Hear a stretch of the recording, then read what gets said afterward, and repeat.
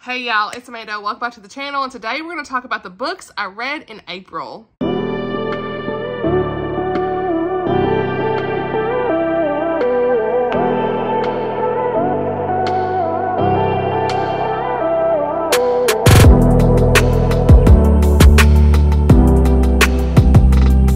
Alright y'all, so lots to talk about in this video, so let's go ahead and dive right in. The reading challenges, let's talk about that first. You know, I am participating in several reading challenges for this year, and so for Jeanette over at Jane Reads Reading Challenge, the prompt for April was a new to you author. For that, I read Leaning on Air by Cheryl Bostrom. We'll talk about that in this video. For Oceana's Read Kristin Romance Challenge, I added for the cute cover, Love in Tandem by Becca Kinzer, so love that. And also in a series, Nature of a Lady. So my bingo board is filling up. I've only got 4 spots left for hers. So love that. I've just got Wanted to Read, Rainbow Cover, Christmas, and Fall Seasons. Now for Chantel's Read Your Bookshelf Challenge, I had to read, I'm on the Doyle path. And so I had to pick a book that had a main character with red hair. And for that, I read Anne of the Island. And we'll talk about that in this video as well. For Katie's Read Around the World challenge, I added Love in Tandem on a book you would take on vacation. So yeah, that's where I'm at with the reading challenges. Also in April, I participated in Katie's Shower Me with Flowers readathon, and so I'll just go ahead and do the quick rundown of the prompts. I completed 7 of 10. I would have had 8, but I didn't finish Lily Luke in April yet, so I'm almost done with it actually today. So, but we'll have to skip that. But for a book with a married couple, that was White Rose, and I had Leaning on Air. Hydrangea, that was a villain or heartless character, Shattered by Dani Pettrey. Lantana, character on an adventure, Love in Tandem was that one. Carnations, a mother-daughter or mother-son story, The Roads We Follow by Nicole Deese, worked for that prompt. And for Lincoln or Red Roses, to read a romance, I put The Nature of a Lady. And for Pennies, a flawed character, I had Wild Montana Sky, so Susan May Warren, and a hero who doesn't claim to be one, that was Violets, and I had Love in the Storm. So yeah, pretty good overall reading challenge month as well, getting things checked off the list. And so now let's talk about the books I read for the whole month. I feel like these books, let me just say, I feel like I read them so long ago.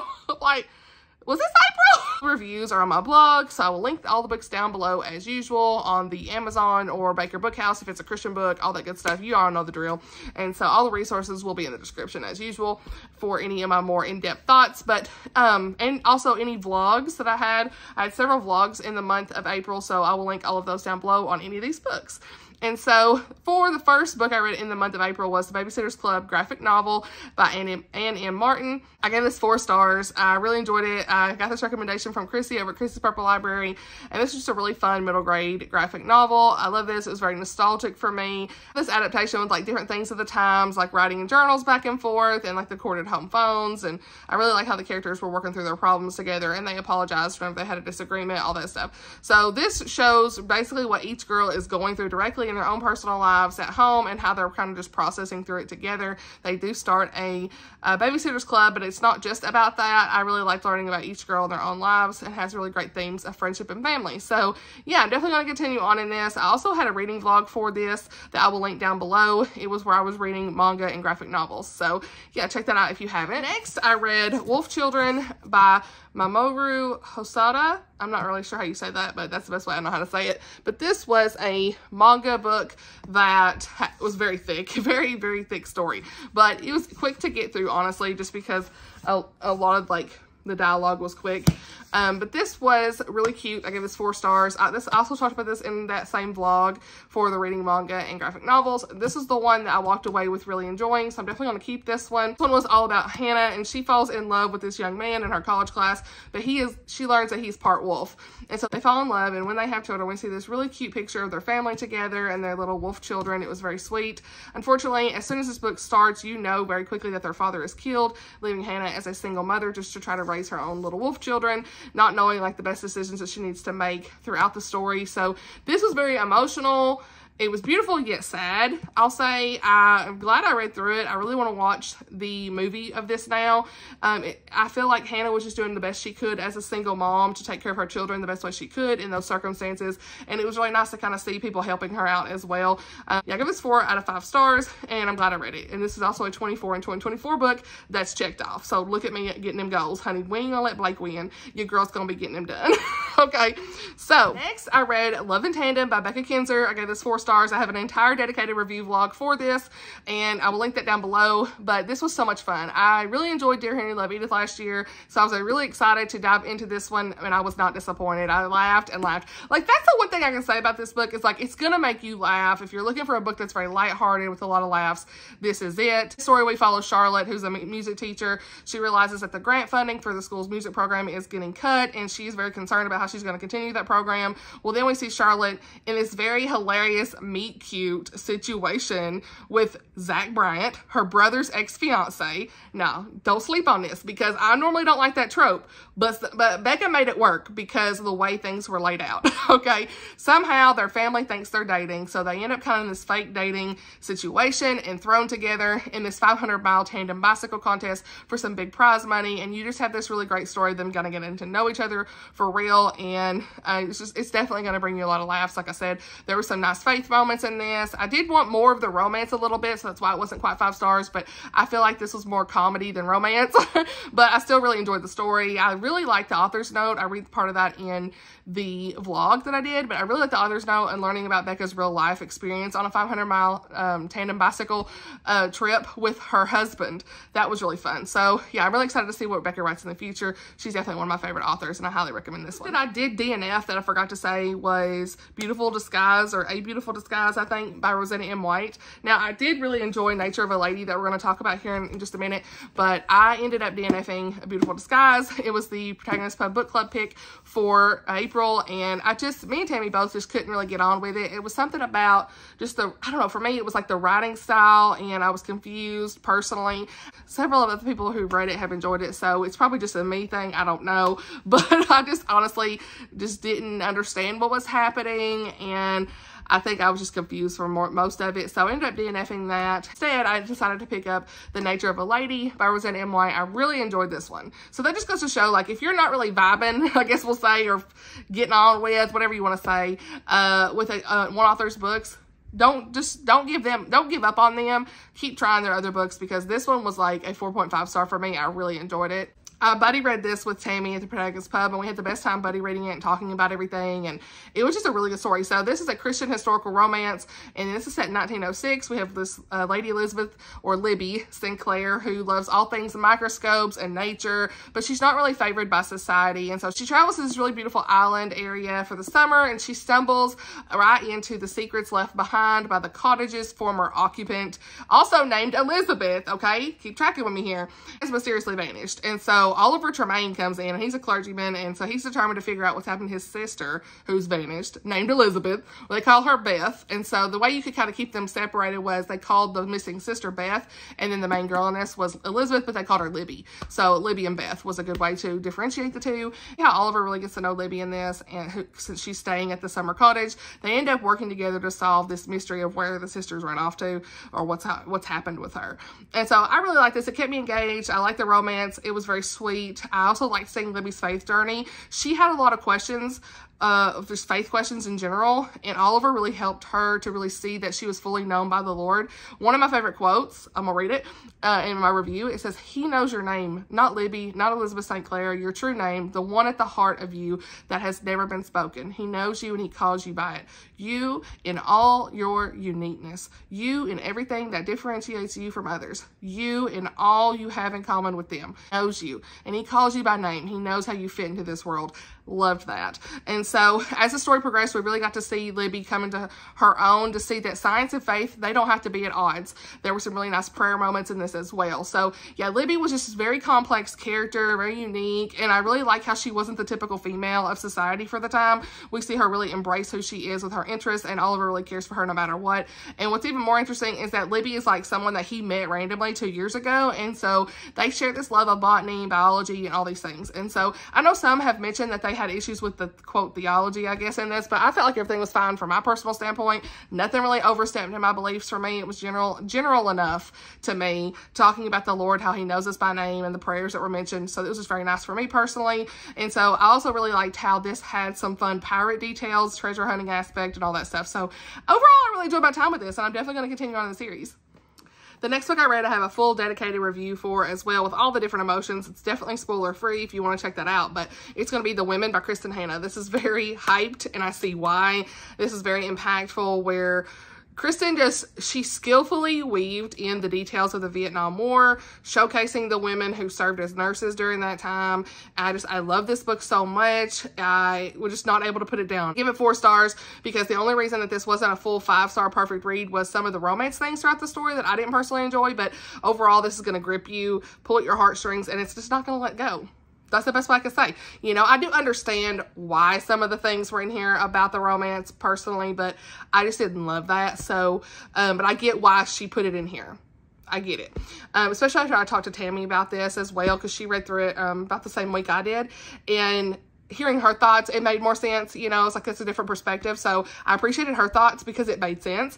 But yeah, this is an honorable mention of a favorite for the year for me, just because of how much I was so emotionally invested in this. It's like a 5-star level book, if that makes sense. Okay.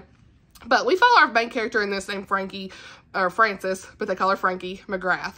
And she's like this good girl at home with her family in the 60s. Her brother go off to war, and she's inspired to follow in his footsteps after one of his friends comes in and says that women can be heroes too. So war heroes are very important to her father. She wants to make her family proud as well. And so unfortunately, things do not go to plan as she hoped.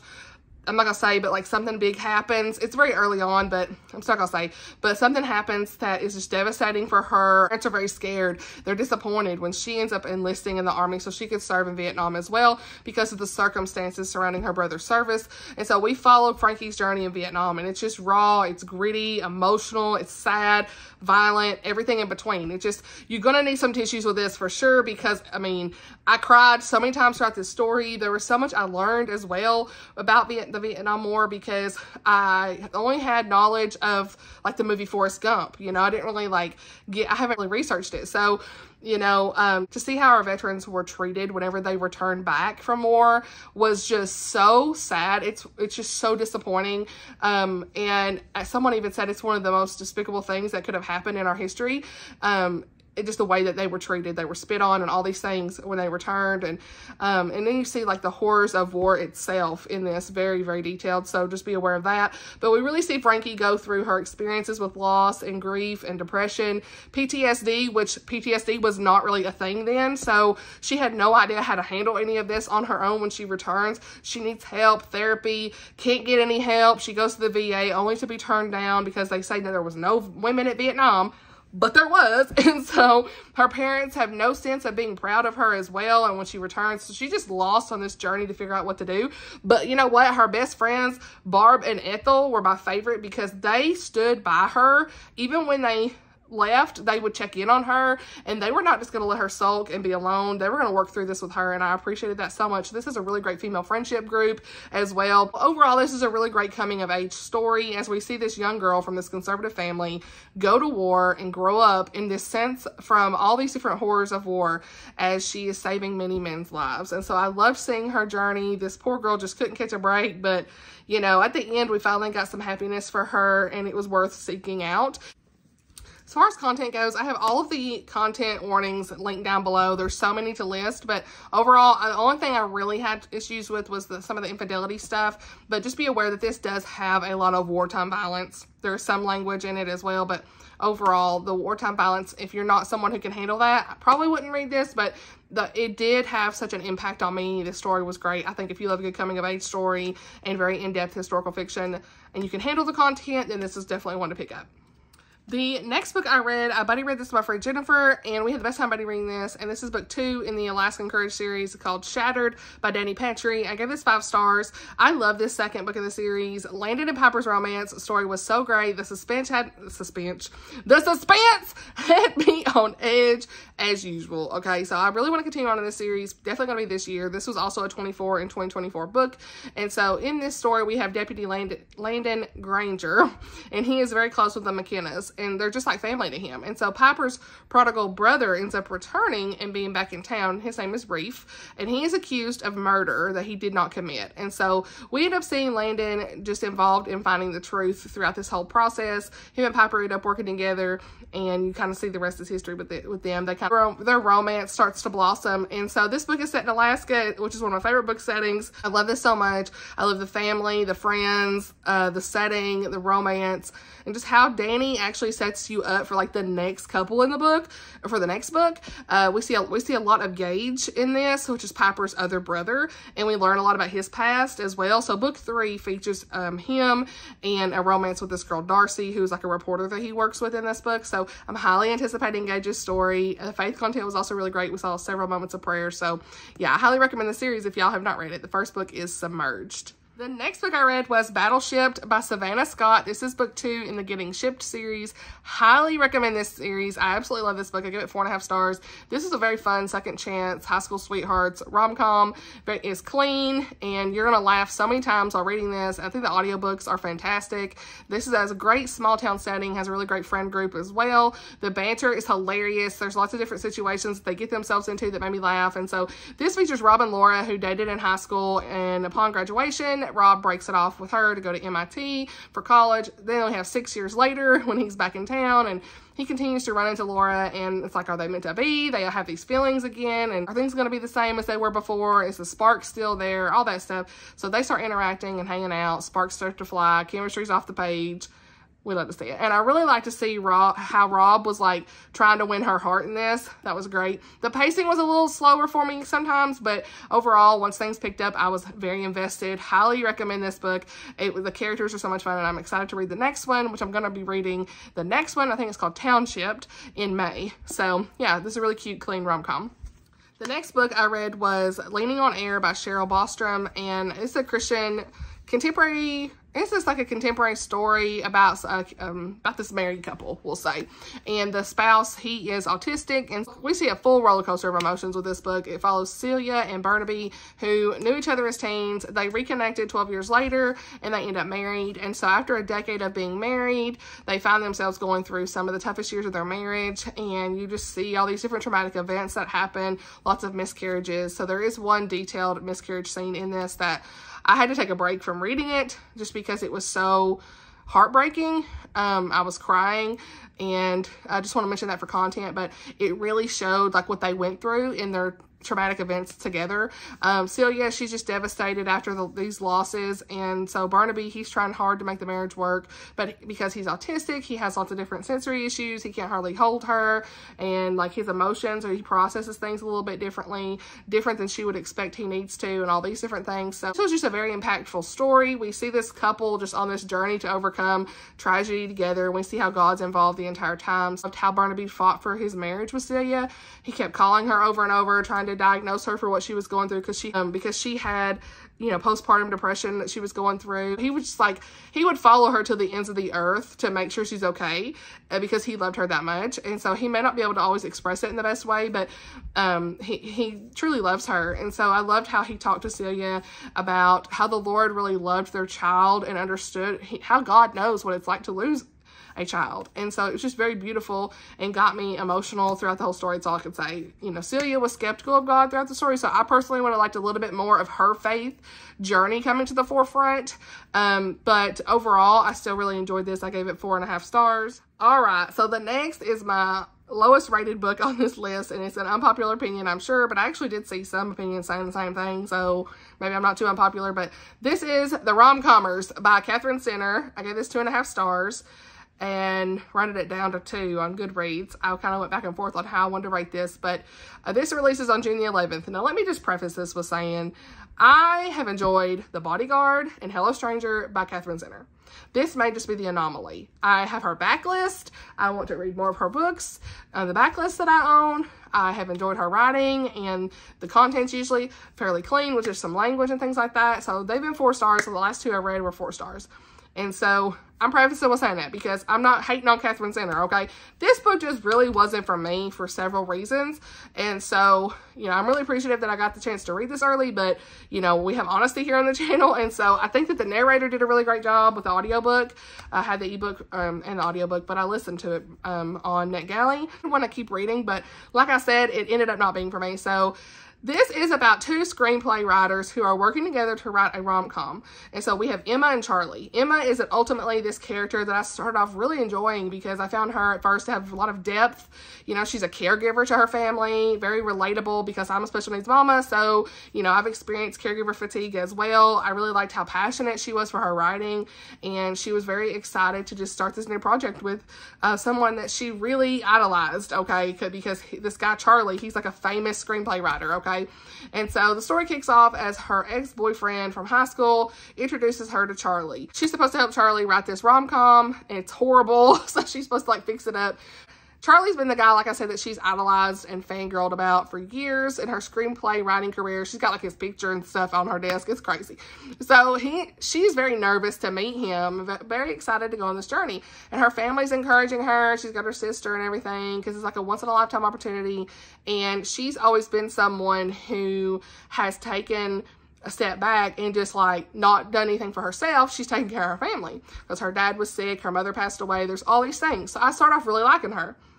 But when she gets there, Charlie doesn't want anything to do with her, okay?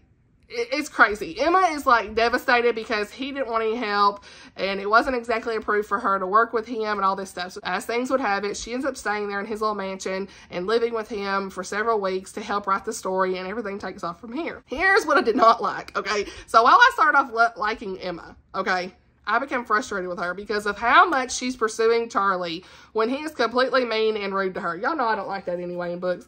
But there are several situations where she overhears him talking behind her back to, like, you know, his ex-wife and friend that introduced them and all these other things. And it's like, what? He would say, like, she's a nobody. She's just a writer. And I'm like, do you really feel that way or what? So, like, he was just very rude.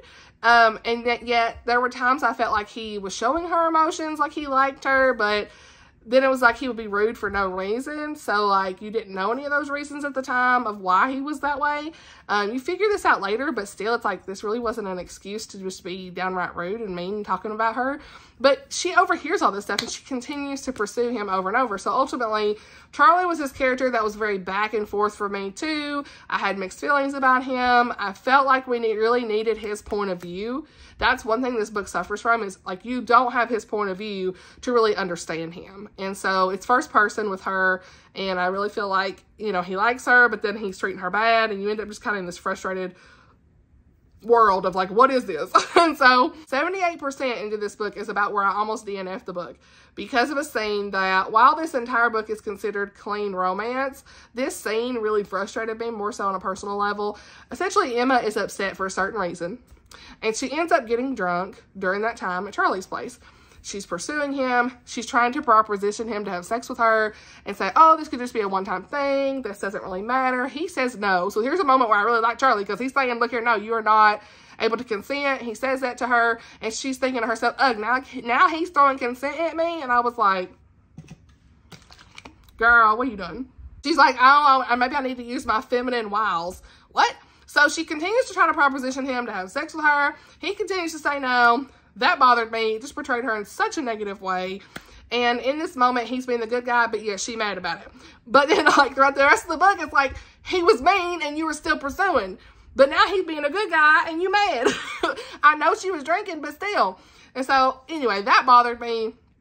I ultimately did finish the story, and I saw like their little happy ending, but I was over it, honestly, at this point. They just didn't really go together for me. It was kind of felt toxic a little bit. So all these things lead this to a 2.5-star review with some things I liked, because like I said, she knows how to tell a story. Like, Katherine Center could tell you a good story. Like, you really want to keep reading. I was very interested in all this, but this one just wasn't for me in the end. So that's my story, and I'm sticking to it. The book I read was Wild Montana Skies by Susan May Warren. This is book 1 in the Montana Rescue series. I ended up giving this 3.5 stars. I really like this. It's a good start to the series. I enjoy my time with it. I listened to the audiobook, and the lady singing was getting on my nerves, so I ended up just kind of going back to the physical book and the ebook at the end. But in this story, we follow a search and rescue helicopter pilot named Casey, and she's back home in Mercy Falls, Montana, and her ex, country music star Ben King, he has left his past behind when he moved to Nashville 13 years ago to start his career. And so his father is injured, and so he comes back home and he realizes things were not how he thought they were 13 years ago.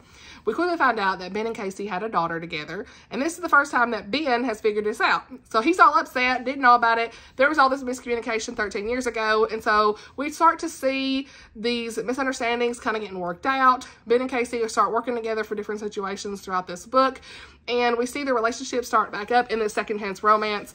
And then meanwhile, we have this other side story of Ian and Sierra who work together, and they have like mixed feelings going on throughout the story. And then they're searching for Ian's niece, Esme, and her boyfriend, Dante. So all that stuff's kind of going on behind the scenes as well. So overall, I like this book. I did get a little frustrated with Ian and Sierra's side story. I was like, I know that's in there because it's probably in the next book, but I really just like didn't even care about it. I was like more interested in the main story, and I felt like this book felt long, but it really wasn't.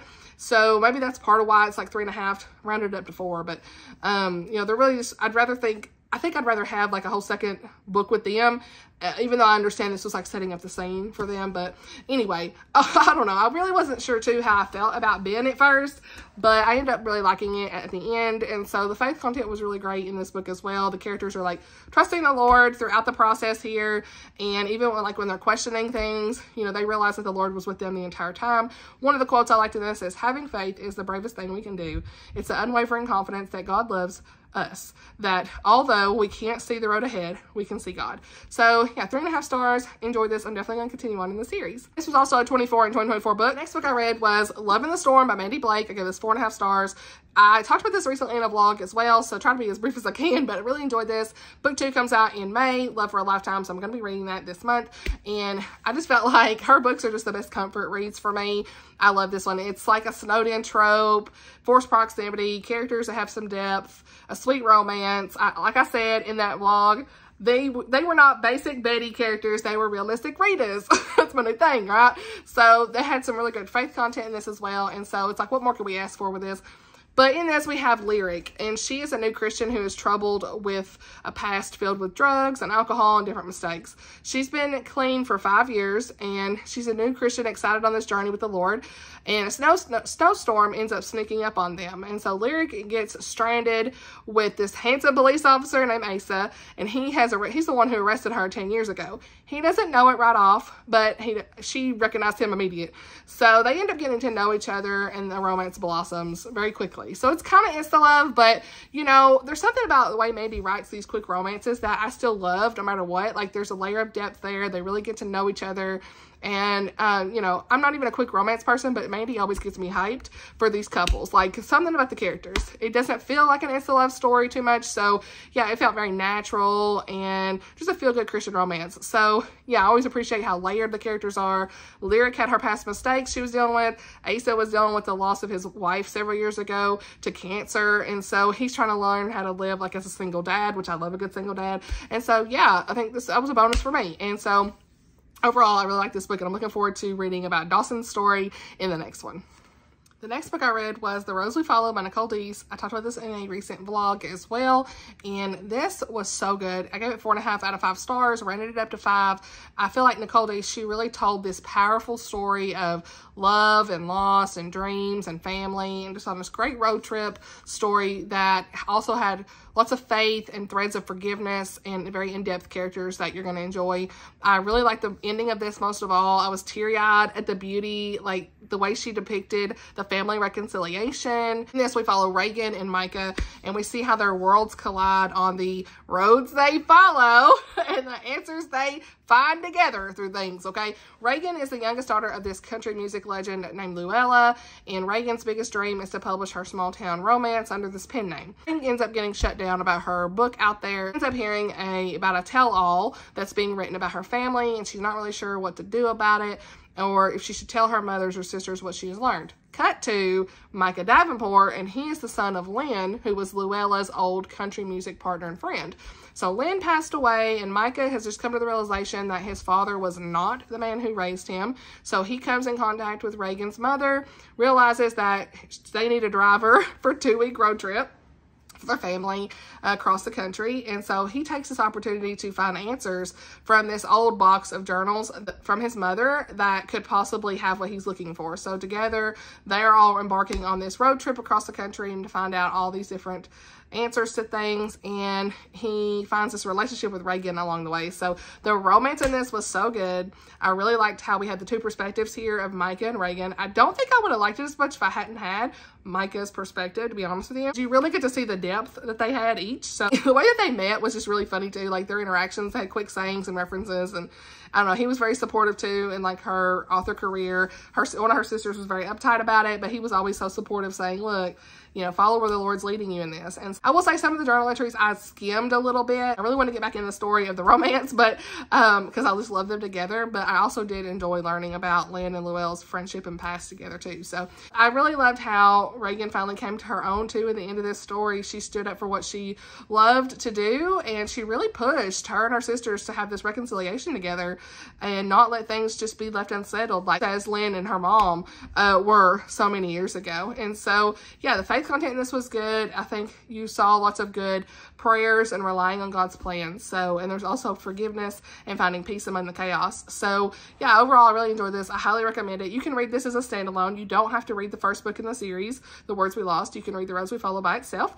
So yeah, I highly recommend this if you like a good road trip story, cute romance, country music star with like backstories, all that stuff, and good family elements. The last book I read this month was Anne of the Island by Ellen Montgomery. This is book 3 in the Anne of Green Gables series. I gave this 5 stars. Y'all, I really enjoyed this one so much. Anne goes on this new adventure. She's packing up her bags, heading for college, and we see Anne starting to really make these own choices of hers and living life with friends. And I just really loved seeing her realize that there were these good things to come in the next stage of life. And so, yeah, I love the secondary characters in this too. Like Davy made me laugh a lot with like his questions he had to Anne. I don't know, it was just funny.